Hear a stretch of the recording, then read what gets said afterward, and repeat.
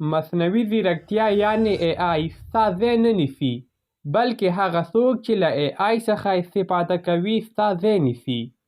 موږ داسې یو نړۍ ته داخل شوي یو چیرته چې انسانان نه بلکې مصنوعي ځیرکتیا پریکړې کوي. آیا ته چمتو یې چې یو داسې نړۍ ته داخل شي چې پکې انسان نه بلکې مصنوعي ځیرکتیا تصمیم نیسي؟ دا راتلونکی نه ده، دا اوسنی حال ده. یو ماشین لکه چټ جی پی ټي کولی شي پوښتنو ته ځواب ووایي، لیکنه وکړي، مشوره درکړي او حتی د انسان احساسات کنټرول کړي. خو سوال دا ده، آیا دا پرمختګ یو نعمت ده که یو خطرناک ګواښ؟ په کال 2022 کې چټ جی پی ټي رامنځته شو چې یو AI ماډل و. دا وسیله چې خلک پرې مقالې، شعرونه، لیکچرونه او حتی سوداګریز پلانونه جوړوي. ټولنیز شرکتونه، ښوونکي، ژورنالیستان ټول حیران دي. خو سوال دا ده، که یو ماشین ښه لیکنه کولی شي، انسانان به څه کوي؟ پوهیږئ حیرانوونکې خبر څه ده؟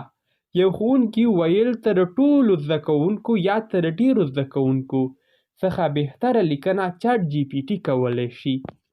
نو که ته لیکوال، ژورنالیست، حتی ښوونکی یې، دا ټکنالوژي کولی شي ستا کار بدل یا هم ستا کار ختم کړي. انځورونه له فکره جوړیږي. اوس د AI دور ده. انسان اړتیا نه لري چې تصویران رسم کړي. اوس داسې AI ماډلونه شتون لري چې یوازې ورته ووایې ماته په دغه ډول تصویر جوړ کړه، نوموړی AI ماډل به تاسو پر همغې ډول تصویر رسم کړي. د مثال په ډول ته ورته وایي یوه ماشومه نجلۍ د شپې د ستورو لاندې د روباټ تر څنګ ناسته ده او دا AI درته یو هنري تصویر جوړوي. هنرمندان حیران دي او وایي موږ کلونه زده کړې کوو، دا وسایل څو ثانیو کې زموږ هنر جوړوي. دا به ښه پرېکړه وي یا به دا ښه کار وي یا هم بد. دا هغه سوال ده چې د میلیونو انسانانو په ذهنونو کې موجود ده. بل خوا AI ډاکټران موجود دي. دا به درته عجیبه ښکاري، خو اوس داسې AI ډاکټران شتون لري چې یوازې له وټساپ سره وصل دي. ته ورته لیکې زه تبه، زکام او ستړیا لرم او AI درته احتمالي تشخیص، درمل او حتی روغتیایي عادتونه درښایي. درملنه د انسان پرته. خو دا یوه مهمه پوښتنه راپورته کوي، آیا موږ خپل صحت هم یو ماشین ته سپارو؟ اوس دوستانو راځو دې ته چې AI به کومې دندې له منځه یوسي او هغه نوې دندې کومې وي تر څو ورته ځان چمتو کړو او وکولی شو پر همدې ډګر کې مخته لاړ شو. لومړی راځو AI ماډل به کومې دندې له منځه یوسي. له ډېرو څېړنو سره دا 5 مسلکونه تر ټولو ډېر له خطر سره مخ دي. لومړی کاسټمر سپورټ ایجنټ، دوهم ډیټا انټري جاب، دریم کانټینټ رایټر، څلورم ګرافیک ډیزاینر، پنځم بیسیک کوډر. دا 5 هغه مسلکونه دي چې ډېر له خطر سره مخامخ دي، شاید د AI په مرسته له منځه لاړ شي. او نوې کومې دندې دي چې لا یې ارزښت پیدا کړی؟